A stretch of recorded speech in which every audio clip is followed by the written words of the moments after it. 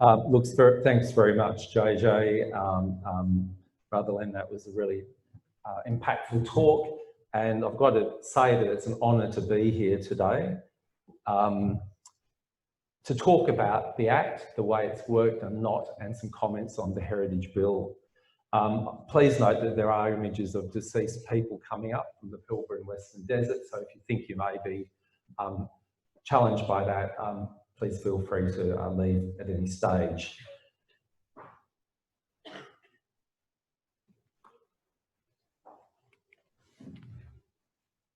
Okay, so firstly, I'd like to acknowledge the land that we meet on today.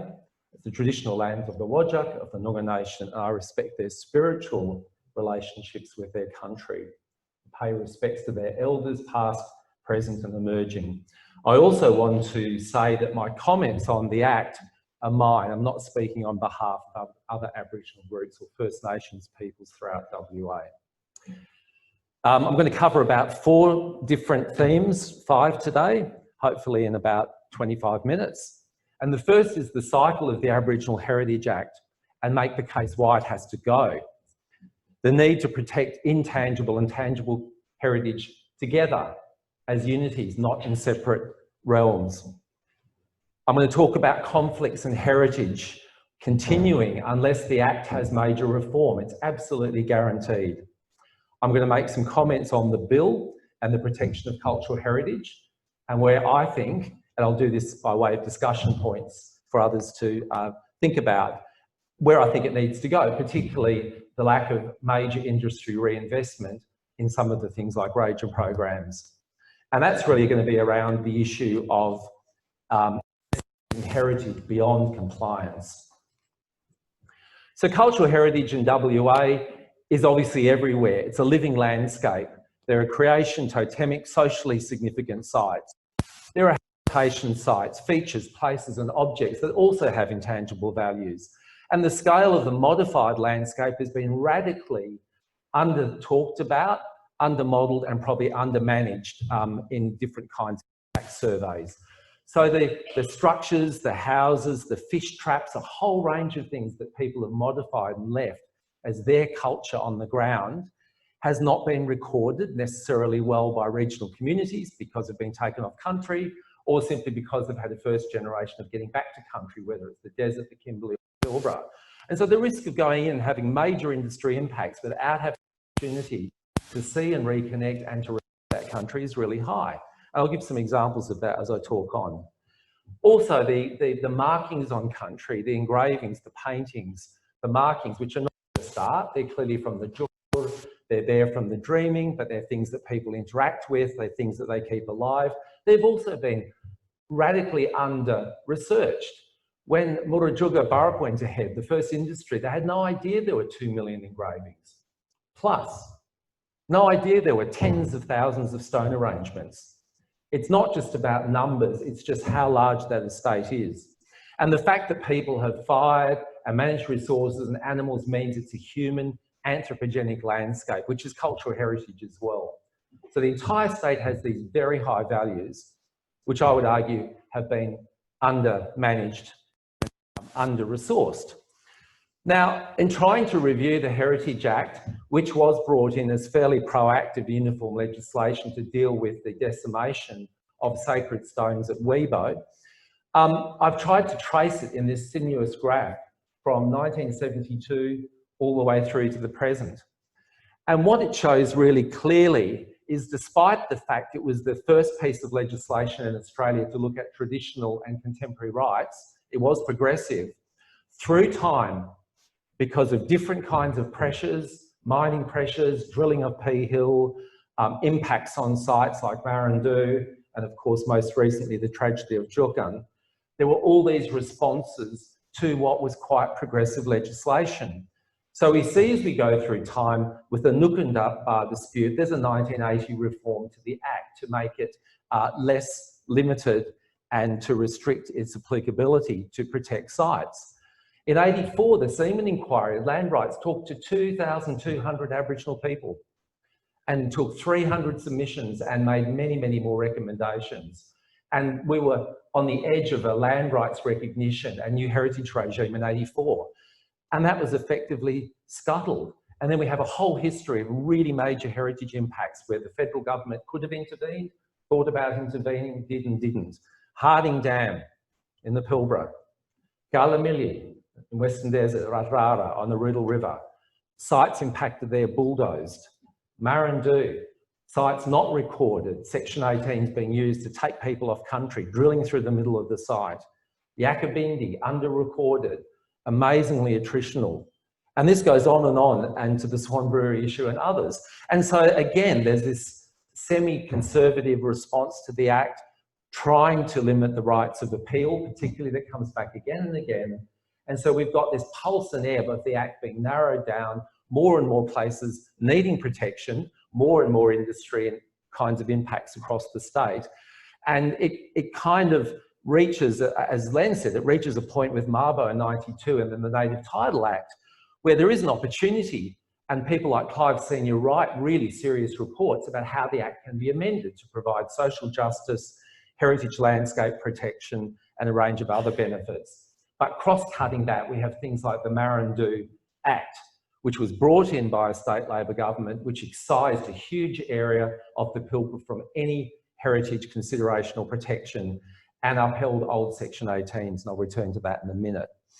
And then the senior review, which did provide many good ideas, which I think I see in the new amendments to the Act, is then kind of overshadowed by a whole range of other processes. A John Avery review, a very strange review instead of recommendations in 2014.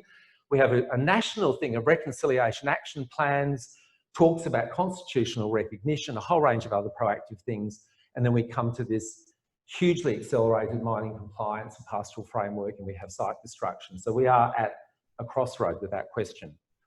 And so I think the truth is that the Aboriginal Heritage Act, despite very good people working for it, within it, externally, communities working exceptionally hard, is much better known for the conflicts, and there you just see some on the screen, rather than progressively supporting and celebrating Indigenous heritage. Clive Senior's report made some really good recommendations for the Aboriginal Heritage Act. Replace the ACMC, that body that Len talked about, with an Aboriginal Heritage Authority. Have regional authorities. Create an Aboriginal Heritage Tribunal to arbitrate or resolve disputes. That's 1991, 30 years ago. It should have been done. It's so obvious. Give emergency power to the minister to protect sites at risk. Facilitate custodians' access to sites. That's not hard. Increase penalties for breaches of the Act. And then the more recent one, post-native title, he talks about procedural fairness, conflict resolution, and a whole range of things where the state and federal legislation should talk to each other. So there is an ATSIP federal act where they can intervene, the minister can intervene when the site is at risk. There's actually provisions for mediation. It's being used by the feds in Yarru and in Bat Cave in the Hunter Valley. So you can do a stop work order, you can go in and mediate. That provision is already there. I know we have a state act, but it now accommodates and discusses native title rights and bundles of interest and so forth. So why not harmonise that and have leadership from state to federal government? I'm going to talk a little bit about the tangible values and then the intangible and how they are in fact one for the state.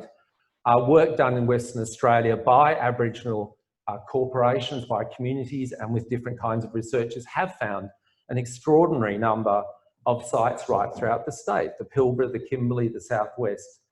And there are now sites right throughout the state which date to at least 50,000 years and more. Yes, Aboriginal people know they've always been on country, but the ages and that depth of use, and particularly living through things like arid phases, ice ages, rapidly changing climate, is significant. It does capture the attention of the publics here and internationally. And the scale of these sites in WA were radically underknown, and Murajuga is a classic example. So just looking at an area of the northwest, and I'll use the pointer here, from Bungarpidi and Baraku and Lake Gregory, Walmajari country down here to down here to Tukur in the Eastern Western Desert, across to the Pilbara, a range of sites including Jukan and others throughout the Pilbara, are becoming more and more common with incredibly rich records as work is actually done right throughout the Northwest Cape. There's never been a systematic survey of Cape Range, and yet the first few excavations found shell ornamentation, 40,000-year records, material from the flooded coastal plain. At Gunatukul, here in the Pilbara, at Jukan and elsewhere, there's botanical remains, there's hair and twine, shell from personal ornaments, incredible artefact records, environmental histories that are irreplaceable. And this has just not been resourced enough to be documented or known, so it can be proactively managed for community enjoyment, but also against impacts. Here we've got a map of the 12 earliest known sites across Sahul, Greater Australia. And you'll see that 10, 12 of them are actually across Northwest Australia. So in fact, the majority of the old sites that continue, that show Aboriginal people having connection to country, regional connections, are in the Northwest, and this is just the beginning of that work. Okay, so you'll see a couple of others to the southeast. It's not to diss on eastern states, brothers and sisters and other communities, it's just to say there is a remarkable record in the Ironstone Pilbara, in the Kimberley, in the Western Desert, right down through the southwest. This will take serious engagement and management. Where's that water gone? Oh.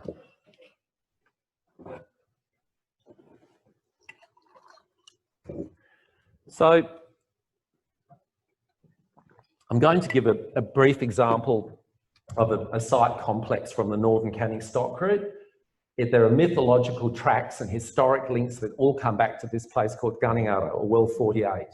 Tourists go there. It's got huge occupation sites. It's a major mythological centre. It has Minyaburu, Seven Sisters, Dingari, Wadikujara, a whole range of figures coming and going. But of course, it has many traditional owners. Some, in fact, as late as the late 2000s and teens, had never been back to the site.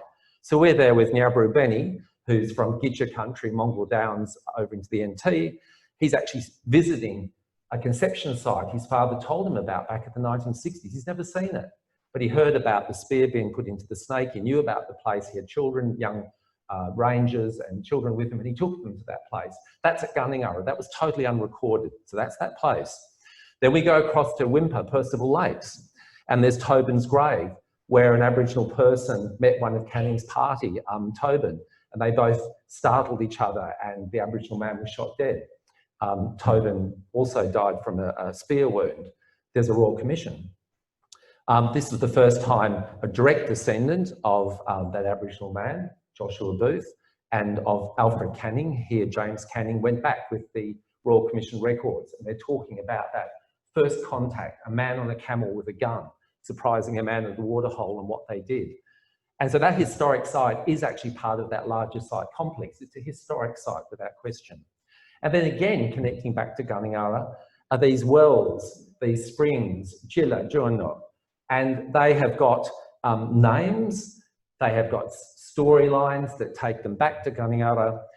So we're now looking at about a 300-kilometre radius around Guningara.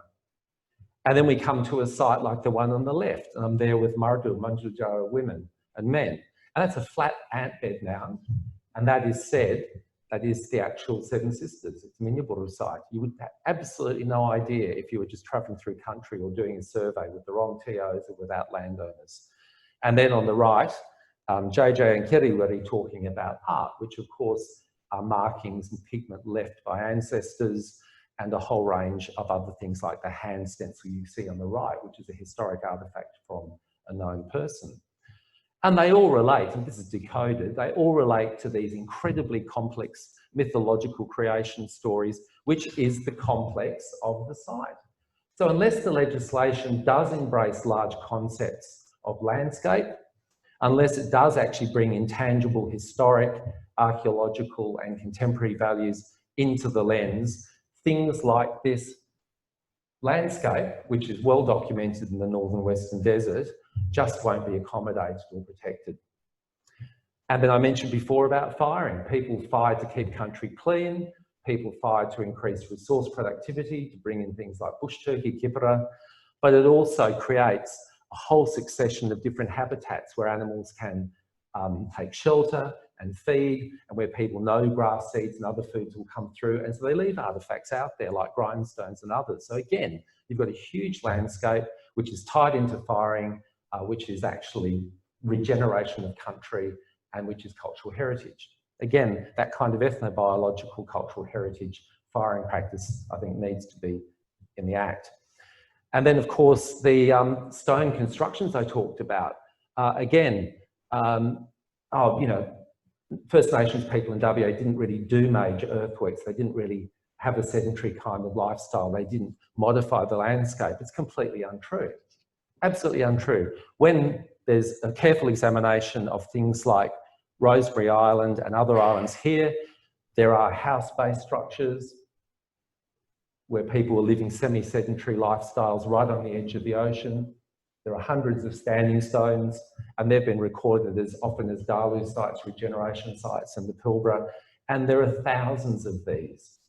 And they could be so easily impacted, they could be so easily misrepresented unless people have time to actually go back on their country, document that, find the values and celebrate those.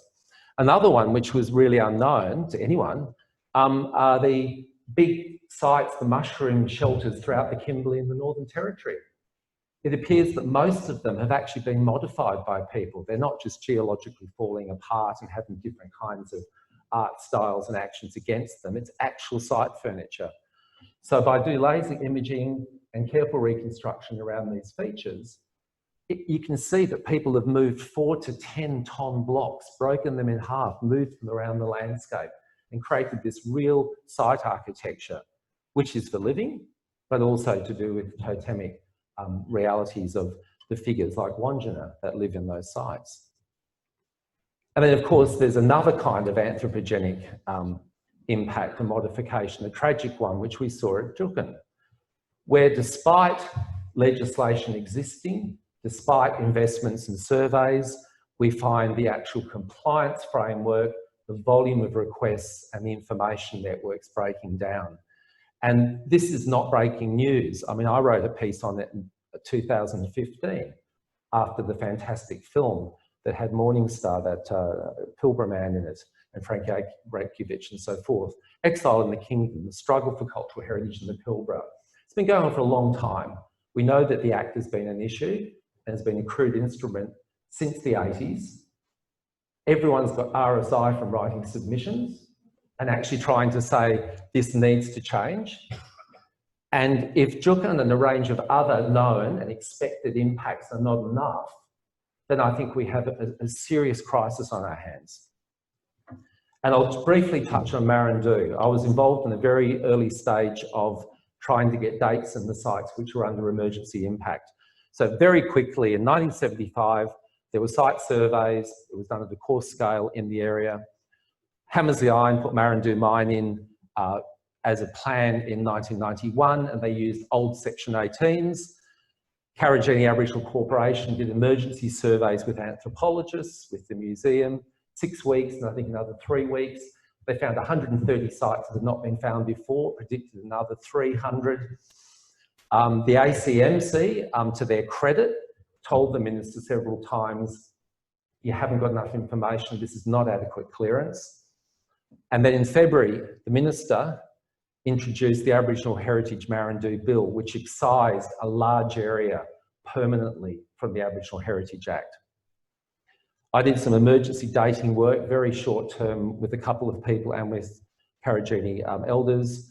We did tiny test pits for 18,000-year-old dates. That was immediately put into the media, as were most of the concerns of the traditional owners. And apparently within a month of that, Hammersley Iron put a drilling rig through the middle of the site, and it's rumoured to have been done on Mabo Day. Now, just a few things I've recently had access to or found.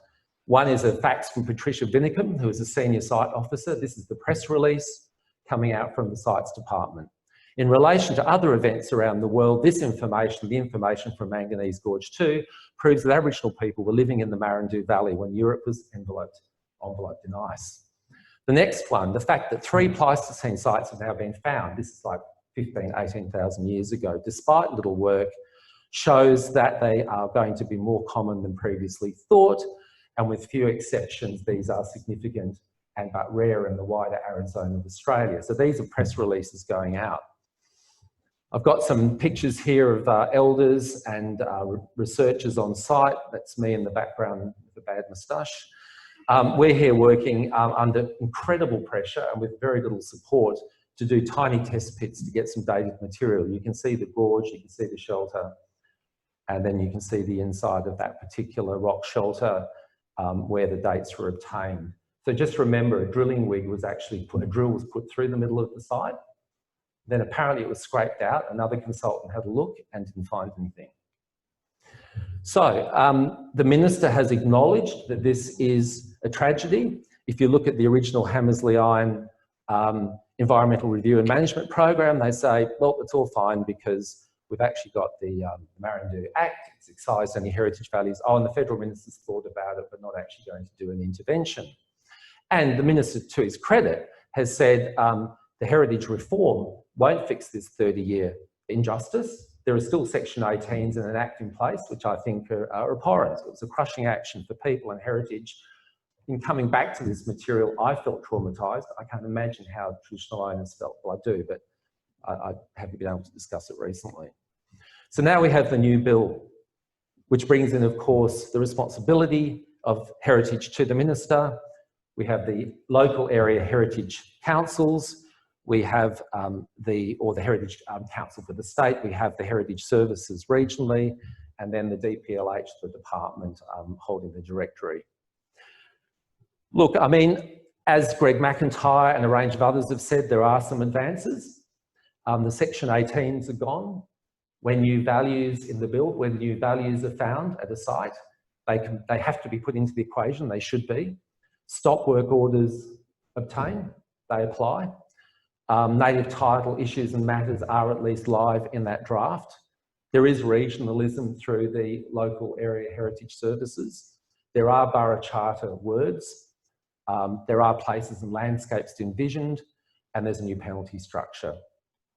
But as we've said in a number of papers in the last couple of years, the legislation needs to embrace cultural values, needs to talk about significance and say what that is, and actually identify how traditional owners should be central to the primary decision-making structure.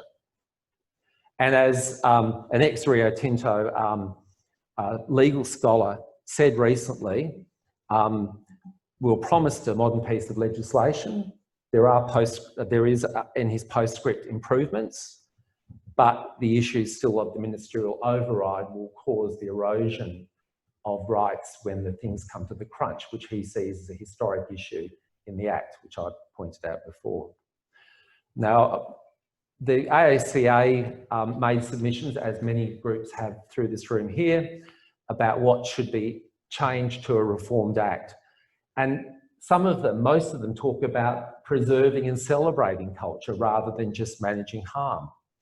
Funding and actually having properly resourced local Aboriginal heritage services, get cultural terms and definitions in the Act. At the moment, it doesn't even talk about things, they're just places and objects. The first step before harm, before an Aboriginal cultural heritage management plan to trigger someone to go out and look at values, just some of those ones I've shared with you before, is missing at the moment. That's the first step of the Borough Charter. And if protected areas are not supported by the minister, and that is a high level of protection, and if the state interests overrule a particular site, Jukan, then there is no challenge, the way the Act or the bill is written. So the live issues include the need for a trigger for proactive surveys, introducing some kind of veto or appeal mechanism, or harmonising with federal legislation to give traditional owners centrality in decision making. The threshold to get a protected area looks high. That needs to be unpacked. There's a gap between objects, which do get protected very quickly in the Act, and protected areas. But there's all these things, I think, both spatially and culturally in between, which I'm not sure are captured. And it'll be interesting to hear the department's presentation on it this afternoon. Cultural landscapes are mentioned, but they're only covered by protected area boundaries. So you can have a big landscape like the one I mentioned, but it'll only receive protection where the PA boundaries are put in. And I do believe strongly that that national standards need to be harmonised with the State Act, and the federal acts like the EPBC and ATSIB Act have to actually talk to the state legislation. These are iron ore export values for the last 32 years. It's clear what direction the arrow is going, that curve. I've heard that the impact of iron ore footprints at the moment is 1% of what is expected in the next 100 years. So this is really important stuff. This is not a theoretical exercise. Unless this legislation is framed correctly now, in deep trouble. So I think a new act, and this is just my view, should protect cultural heritage by protecting First Nations heritage beyond compliance frameworks. It should do compliance well, but it should do more. It should speak to national standards and a rights-based approach. There should be ranger programs built, keeping places and assets, and that should be a cost to land users. I think there has to be the beginning of a cumulative impact offset discussion around site landscapes. Otherwise, we'll end up with Swiss cheese, lots of little protected nodes, which means nothing. It's culturally inappropriate. So how do you have cultural landscapes and conservation estates which are large and protect the context of sites? The EPA does it. Why shouldn't the heritage legislation? I also have to say, and this figure might be questioned, that the heritage compliance for the government last year was $4 million. Just the resource sales in this state were $172 billion. So 0.002% of that resource turnover has gone into heritage compliance and considerations by the state. That's outrageous. And the simple observation here is that this represents, it's a historic thing, this represents a starving and a devaluing of heritage, of the heritage itself, of the living communities, of the people who work into those spaces. It's attritional and underfunded where it matters. And look, in concluding now, I want to acknowledge the First Nations men and women, many of whom are here, who are reforming heritage laws and their tireless role in developing better policies. And I also want to briefly acknowledge Giggly George, who is the chair of NAILSMA and who has set up many natural resource management and heritage programs in Australia. I had her on this slide, top left, last week. She died, and so out of respect, I removed it, but her son and family said they wanted it to be shown in this heritage forum. And so I would just say, let's have a very short pause and think about all of those First Nations women and men who have put in extraordinary efforts in heritage who aren't with us anymore. Yeah.